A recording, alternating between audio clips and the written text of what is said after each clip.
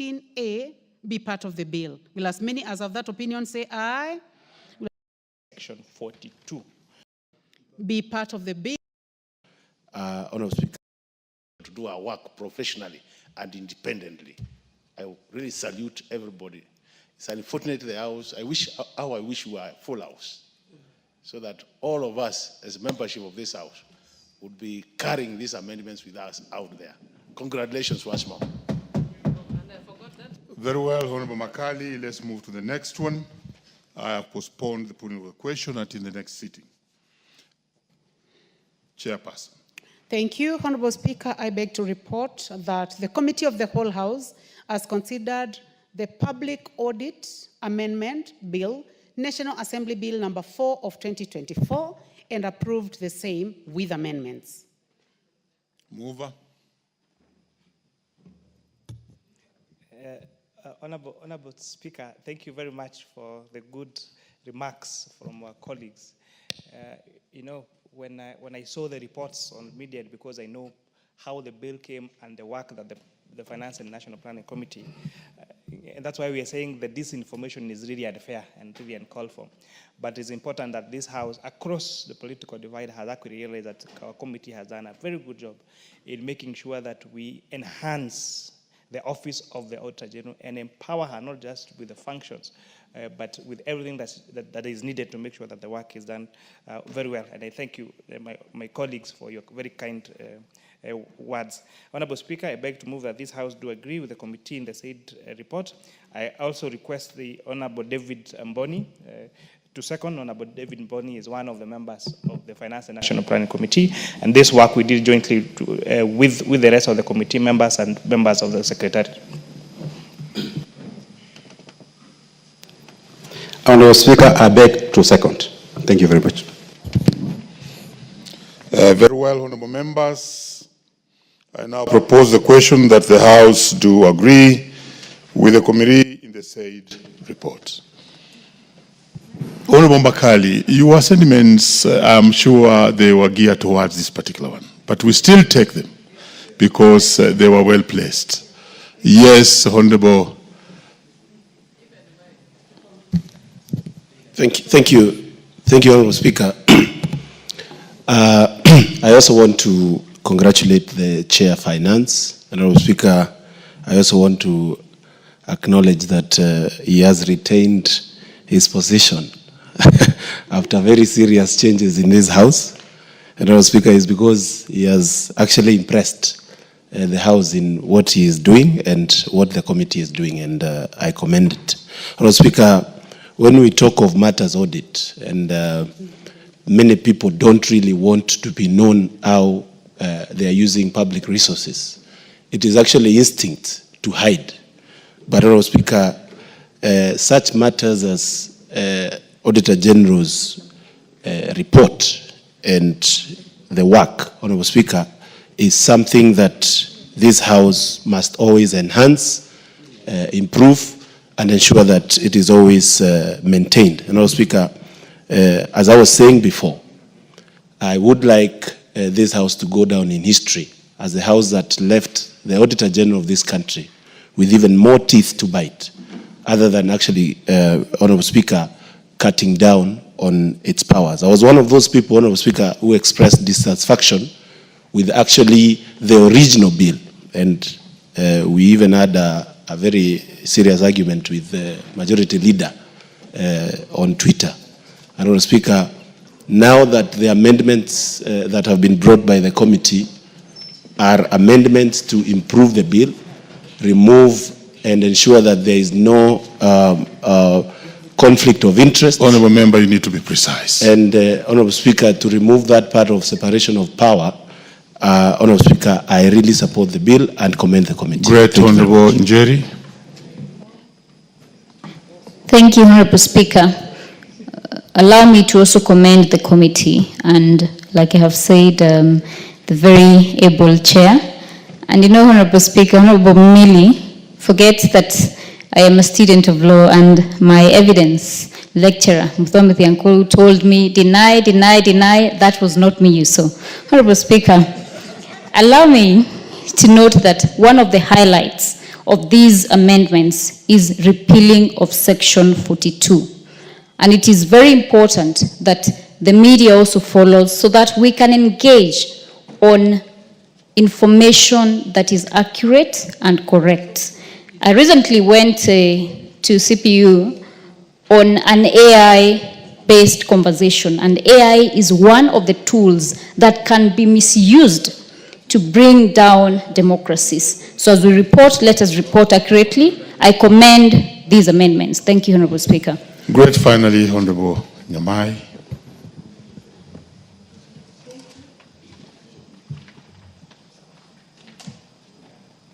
Mic for Honorable Nyamai, please. Thank you very much, Honorable Speaker. Let me take this opportunity to congratulate the chairman and his committee for their dedication. Honorable Speaker, I was in the House when the matter of misinformation and disinformation concerning this bill were discussed this afternoon.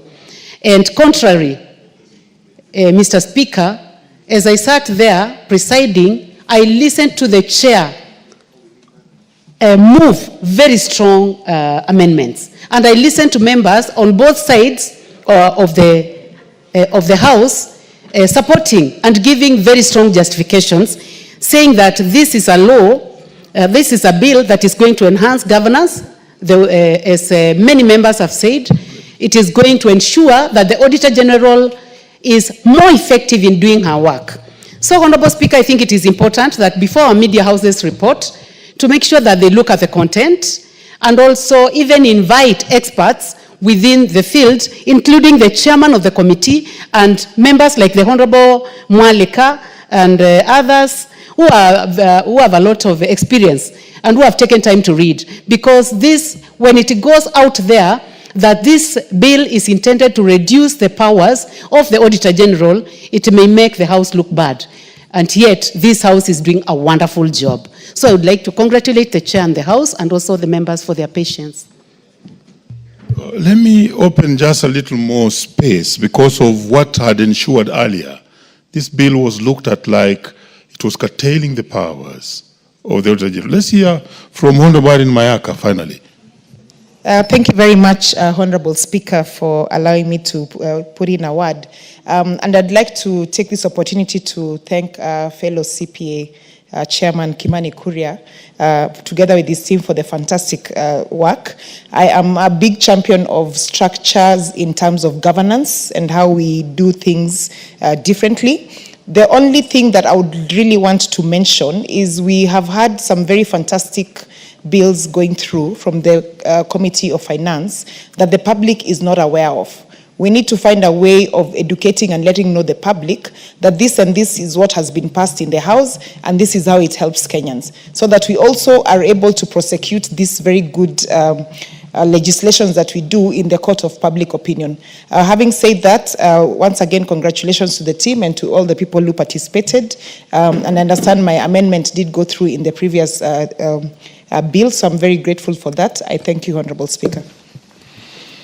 We shall close it there. Next order. Next order. Order number 11, motion, report of the National Dialogue Committee and the report of the multi-sectoral working group on the realization of the 2/3 gender principle. Resumption of debate. Very well, honorable members. On this one, there was no one speaker who had time remaining or who was on the floor, and therefore we shall proceed as it is reflected on the screen. And to speak on this, on my list here is Njeri Maina. Are you ready for this?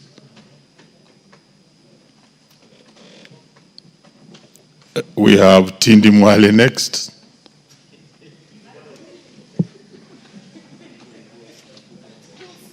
Njeri Maina, proceed.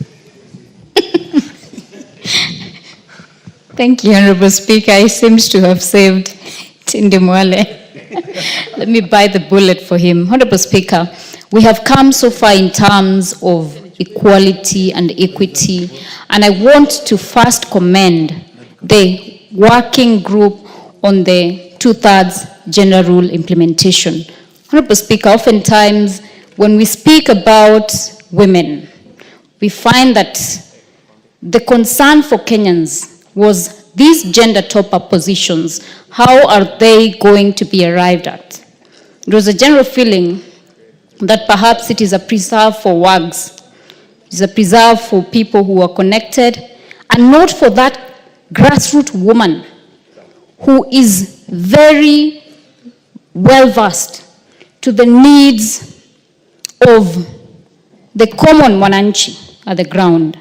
Honorable Speaker, as we agitate for this, and I often say that I always will back a woman who is worth backing.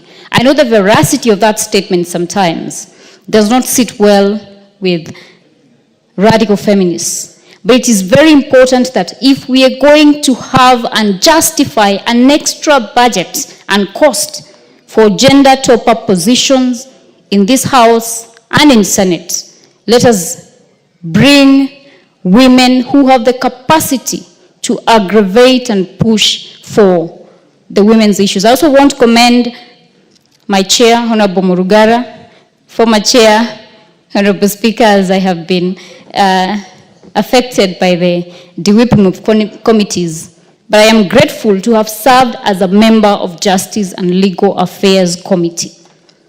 And I will continue to serve diligently, Honorable Speaker, wherever I will be in, and in whatever capacity, Honorable Speaker, because I believe that I am like the mustard seed. Wherever you put me, I will germinate. So I commend the NADCO report and the 2/3 gender principle. Let us fast track this issue so that we do not again find ourselves as a House improperly constituted as per the Constitution that we passed in 2010. Thank you, Honorable Speaker. Very well, Honorable Njeri Maina. You are a promising young legislator, committees notwithstanding. So continue doing your work very strongly from where you are. Honorable Tom Kajwang. Mr. Speaker, there are several things that arises from this motion, especially the report of the committee. And I may not deal with all of them. I just want to speak from where the distinguished member for Nyeri has left it. And I differ with her, as I've differed and as I've spoken publicly about some of these things. Women issues, in my view, is not 2/3 representation in this House. Women issues are maternal health care. Women issues are capacity building for Mama Mboga to be able to be economically viable in her local environment. Women issues is about safe water for the mothers as they bring up their families. Women issues, it is so simplistic in my view, and this is really advanced by the political class, by the elite, who would wish that representation is a woman issue, because those of us who are Yes, Honorable, what's your point of order? TJ, let's hear this point of order.